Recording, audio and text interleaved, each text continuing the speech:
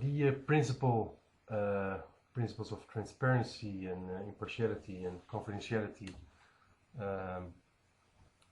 more or less speak for themselves. Another principle that can be found in both recommendations is on effectiveness, and you can think about measures guaranteeing that the consumer has access to the procedure without being obliged to use a legal representative. That could endanger the access to the process if you are obliged to use a legal representative. That brings cost with it, of course. Another point is that the procedure should be free of charges or of moderate cost. It's in particular important in electronic commerce, because the amount of the item being sold over the internet is often quite limited, so it doesn't make much sense to pay for a service, or at least to pay a lot for a service. Another point is the speed of the process regarding effectiveness, that only short periods elapse between referral of a matter and the decision. And finally, that the competent body is given an active role, thus enabling it to take into consideration any factors conducive to a settlement of the dispute. If you look at specific norms from the American Bar Association, then you see that the focus is very much on disclosure, what we refer to in earlier classes as information requirements. And the general phrase here is that all information and disclosures, regardless of form, should be accurately and completely stated. It's interesting to compare this with all the different phrases we saw in the Distance Selling Directive and the E-commerce Directive. So here they refer to it as accurately and completely.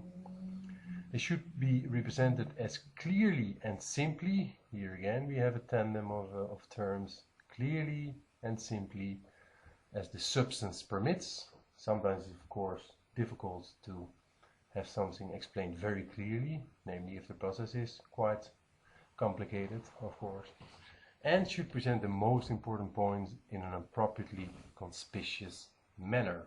So that's a norm from the recommendations by the American Bar Association.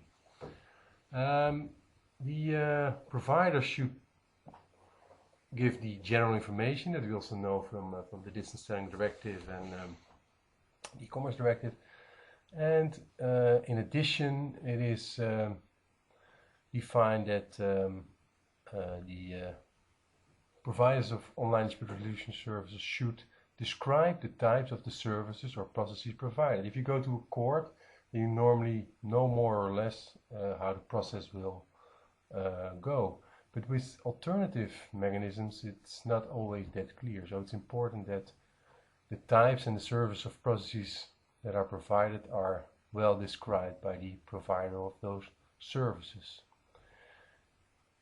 The courts are ruled by law, of course, by procedural acts, civil procedure or criminal procedural acts. For online dispute resolution processes, it's important that the providers publish the rules they use themselves for all their services and processes. That's an important item that should be provided to the recipient of the service. The nature of the outcome and its legal consequences should be explicitly stated. The legal consequences is sometimes seen as a less favorable point of alternative dispute resolution, because the bindingness is not always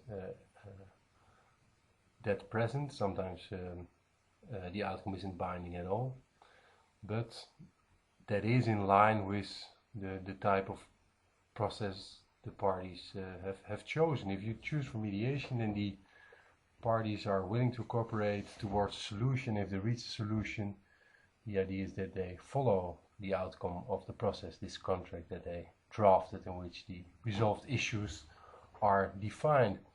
And practice shows that this is the case, and is more the case than with verdicts. Verdicts from courts aren't enforced that often, something that surprised me. I believe that only like 30 or 40% of the verdicts within 2 years after they have been ruled are executed. So that's quite a low number, and in case of alternative dispute resolution, this number is far more higher. So these are some important elements, and you can think of a demo also that the providers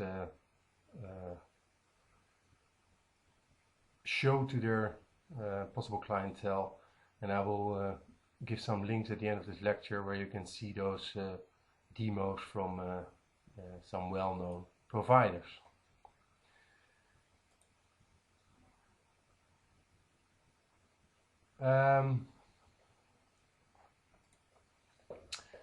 To conclude this this class, I will address the proposals by Schiavetta and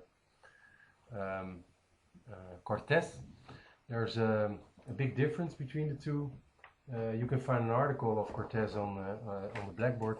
Cortez is proposing a system of certificates that the online dispute resolution providers, if they comply with what's in his proposal for regulation, are accredited, so that they get a stamp or a mark that is a trusted and a good online dispute resolution provider.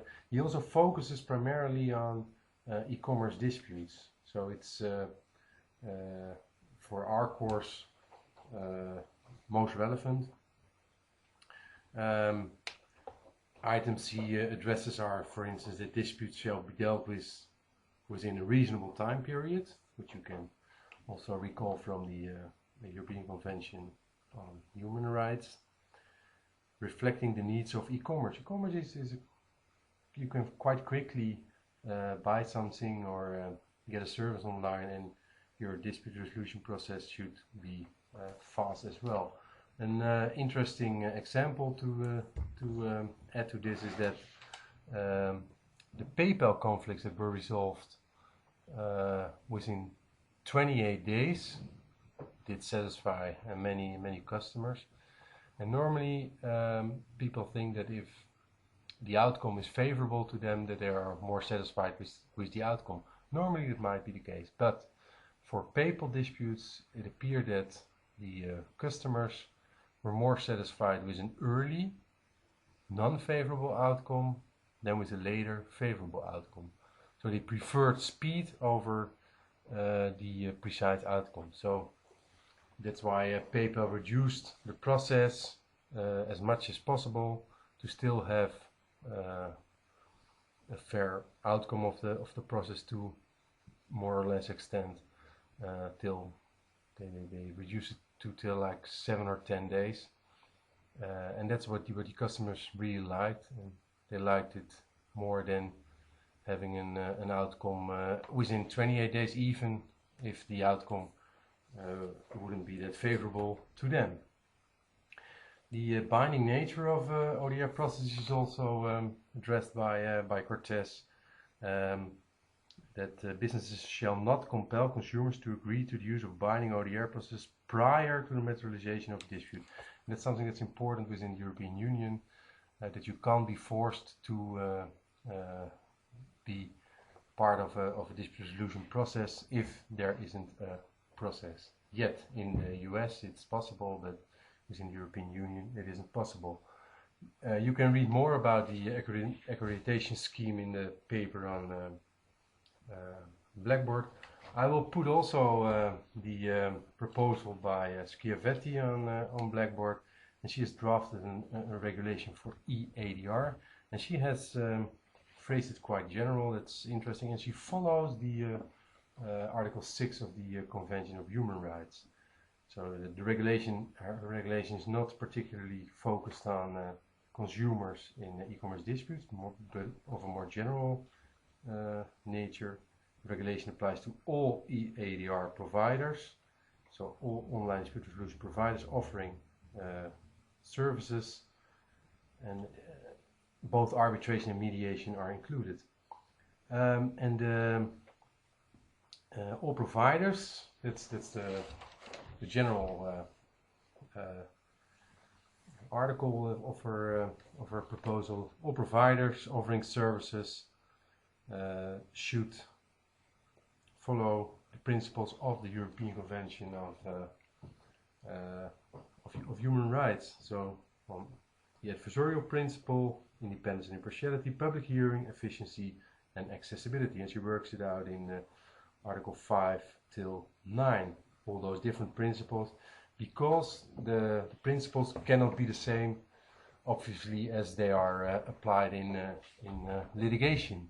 So they are different for online dispute resolution, and that's what she has defined in this book that you can see now. And this is the book by Pablo Cortés. So I hope you enjoyed it. This is what I wanted to say about norms on online dispute resolution. And I will put some links at the end of this presentation to demos that you can use to get an impression of the several services that are offered over the internet.